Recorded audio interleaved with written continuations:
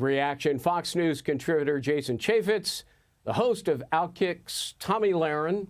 Fearless is the name of it. And Florida Congressman Byron Donalds. Congressman, let me begin with you.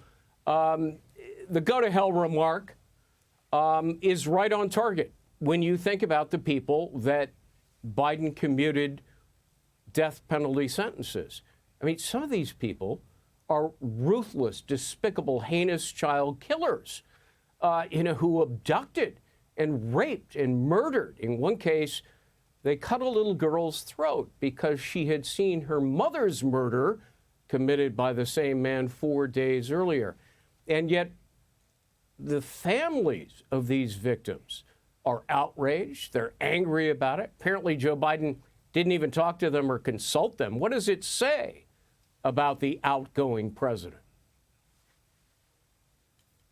Well, first of all, I hope everybody had a great Christmas. Congratulations to Sean Hannity on the announcement of your engagement. Congratulations to you and Ainsley.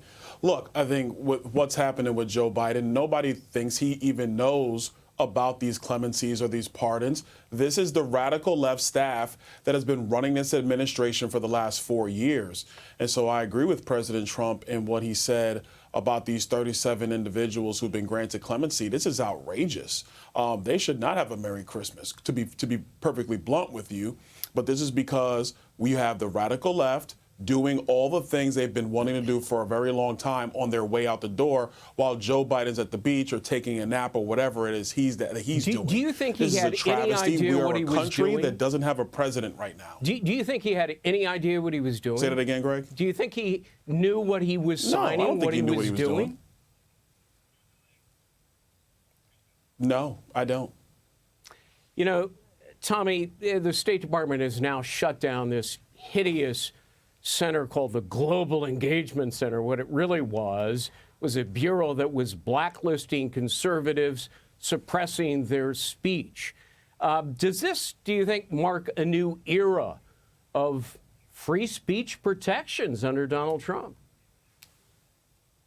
I think Donald Trump's going to do whatever he can to protect free speech, and I know that that's something that's very important to him, as it is for all true Republicans and conservatives and patriots in this country, hopefully on the left and the right. But I'll tell you this, as someone who was personally censored during the pandemic by the White House, by the Biden White House, directing social media companies to personally censor me and to monkey with the algorithm so that my content was demoted or not seen by my followers, this is really near and dear to my heart. And I think anytime a government official, at least in this current administration, tells you something is misinformation or disinformation or a cheap fake or deep fake, well, I think we know all about that at this point. And anytime they tell you something is likely a conspiracy theory, you might want to check into that as well, because it seems like all of those things keep coming true. It's a great victory. We're wasting millions of dollars on that worthless agency, as we are wasting on many other worthless agencies. We can't wait for January 20th. We can't wait for Doge. And we can't wait for the American people to once again come first in our own country,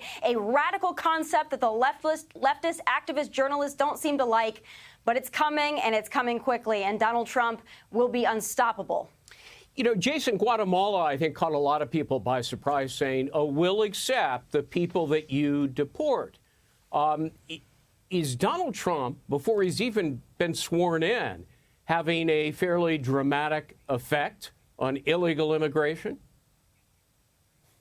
Oh, from the moment he was elected, he's done more to secure our border and take care of the United States on all fronts. I mean, yeah, Guatemala, he put Mexico on notice. The flow slowed down there. Justin Trudeau up in Canada, he came running to Mar-a-Lago, pleading, hoping that he could have a moment of the president's time. I think he's put China on notice as it relates to the Panama Canal.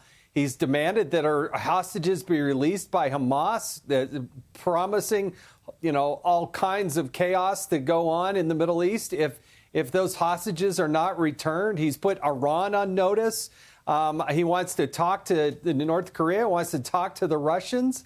I mean, this is what an active president should be doing, but it's so oblivious to the Biden and Harris administration. They're just left.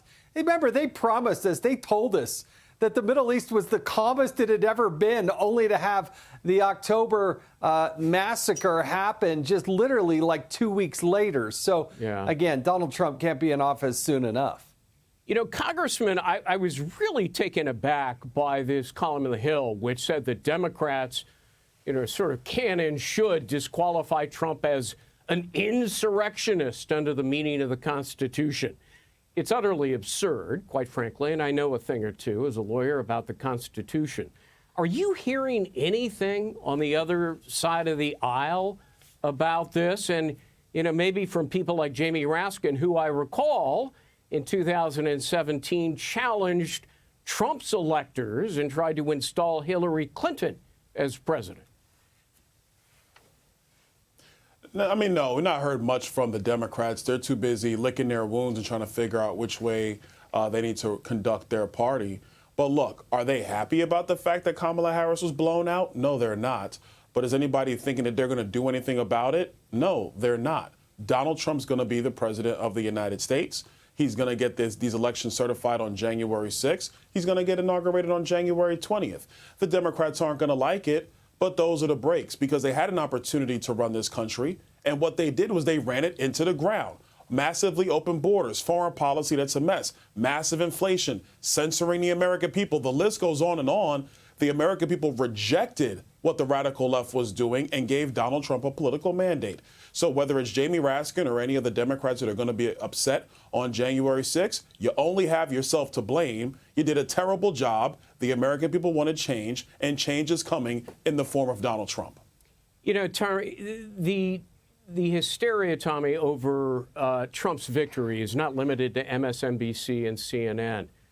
Now colleges and universities are telling their international students, oh, you've got to come back here before Trump issues a travel ban, ignoring the fact, of course, that he has said no such thing, that these are people with visas to be here, and that Trump has actually gone so far as to say, if you graduate from college, I'm going to make sure you get green cards so you can stay here and work. What do you make of this? Yeah, Donald Trump wants the best and the brightest to remain in this country. I don't think he has much love for those who are chanting anti-Semitic and anti-Israel remarks on college campuses. Those individuals might have to worry about their status if they're not, in fact, a U.S. citizen. But I'll also say this. I think a lot of this hysteria exists, of course, in Washington, D.C. It exists in liberal media, MSNBC, CNN, maybe the Washington Post, L.A. Times, and it exists on academic institutions. But I think everywhere else, even Democrats have accepted the fact that Donald Trump is the president, going to be the president again. They've accepted the fact that they lost. They've accepted the fact that the party has gone way too far to the left. And I think actually the everyday Democrats in the streets in our many cities and towns, I think that they're actually excited about Donald Trump. I think all that hysteria has melted away, and they want to see what this man can do. They might not openly admit it, but I think that they are excited as well. It's a major vibe shift from 2017, 2020. This is a new era, and I think everyone should be joyful. Jason, I had to laugh, and you probably do too, when you saw the LA Times article about, what will the military do if Trump issues unconstitutional orders. Is this the usual irrational fear and loathing, or Trump derangement syndrome 2.0? Yeah, it totally is. Trump derangement syndrome it's full and alive and well. There are people that just cannot figure out the president of the United States. 2/3 of the country knew that we were off track. They said they wanted to change, and they could never figure that out. And the Democrats, through all these issues, everything we've been talking about tonight, they're void of ideas. Not only do they're rudderless and they don't have a leader, but they don't have any ideas that are popular with the American people. So what are they going to do? Do what they always do. Just jump at the boogeyman. They're always scared. Oh, what if Trump does this? What if Trump does that? He lives rent-free in their brains. And it's the funniest thing to watch, because they just can't figure it out. And, Donald Trump loves America. He wants to make America great again.